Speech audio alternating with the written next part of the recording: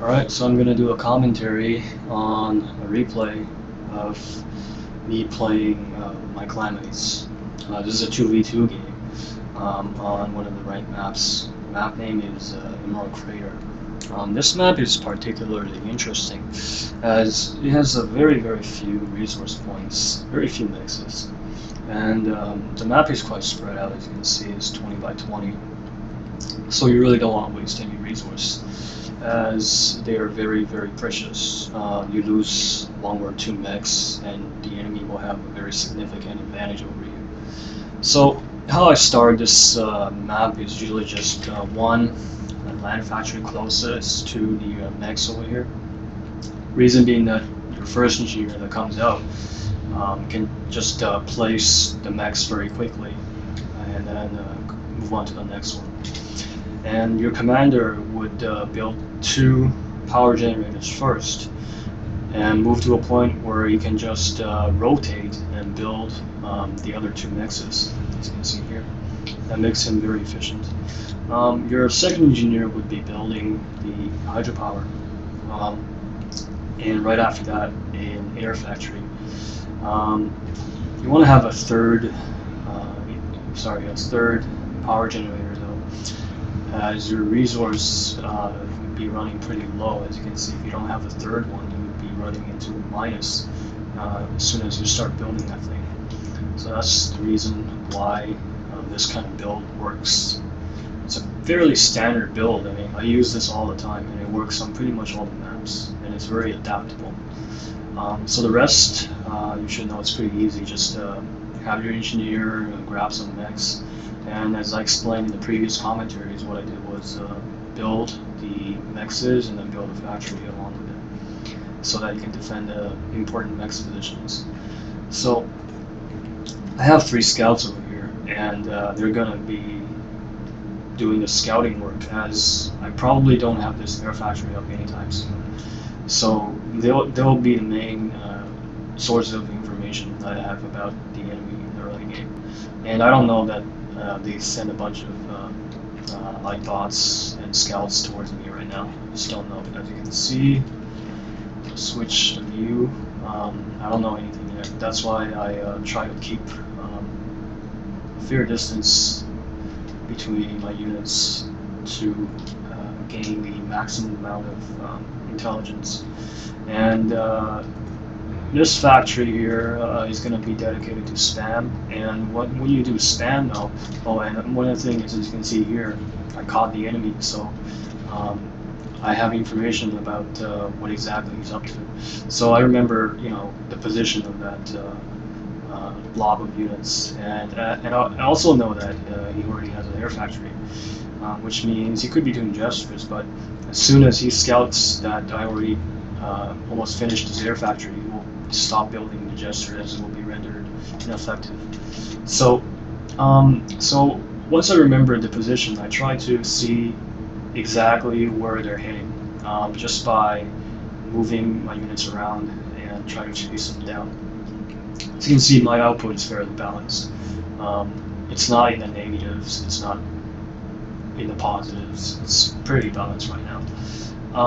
But you want to have some engineers also reclaiming around your base, as you need a fair bit of a fair bit of reclaiming in the early game, as you're putting down factories and you really don't have that much resource right now. So one extra mechs early game is very important. So let's go back to this view, and you can see here the standard here is you move your commander into the middle and try to grab the next positions. And Mr. E here, which is my clanmate, is doing a similar thing. He used to be a top 100. He still is a very good player. So this game will really show you how the good players play their games. So as you can see here, he's still trying to harass my mexes. And also I have a lot of, well, not a lot, but 2 or 3 fighter planes. And as he has a few fighter planes, and he has a transport. It's transporting over here. I sent my scout over here just to see if he managed to drop a few engineers so that I could just move my units over and destroy them. So the commanders are engaged in battle right now, and you want to like basically move your units away from the commander in the beginning, as you want to save them up. You don't want to just waste your units sending at the commander, because it's not going to do anything at all, but just giving him veterancy.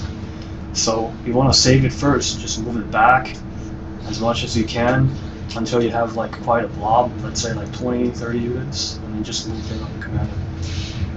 So right here that he's trying to move his units away from my commander as well. It's basically what the good people do anyway.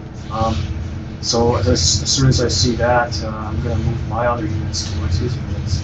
So basically it's just commander versus commander, units versus units. So as you can see, it's a very, very fair game right now, as we're just sending almost an equal amount of units at each other. As our builds are very similar, as you can see, the score is almost exactly the same, which means we're being very efficient with our units and our economy. And in the middle, there should actually be no mechs whatsoever, because you're constantly harassing the enemy, and you shouldn't leave him a chance to build up in the middle here, because as soon as he has those extra mexes, then he will have a significant advantage over you. And as you can see here, I built a factory here. It's just sending the units directly to his side, because I want to kill the two mechs over here, not giving him the opportunity to spam more units. And this land scout here is actually trying to kill the engineer as well. I think he probably made too many factories in the beginning, so he's not very much focused on the economy side, as I have less factories than him. But he's not. But he's focused on the economy side. So here, I managed to surround his commander somehow with a bunch of units. And here's where he actually made a pretty stupid mistake of not managing his commander properly. So you gotta watch out for this kind of stuff, because if you get caught off guard like this, your commander just dies right away after like some 20, even 30 seconds. So you gotta really watch your commander. As you can see, the HP is going down so fast, and that's GG for him, because there's no way to get out of this. And once your commander has 5,000 HP more than the other commander, the explosion is not to kill you. So this is a pretty short game, but it teaches you the essential basics of how to start up your build. But I'll be talking more about extending this build later on. So I'll see you next time.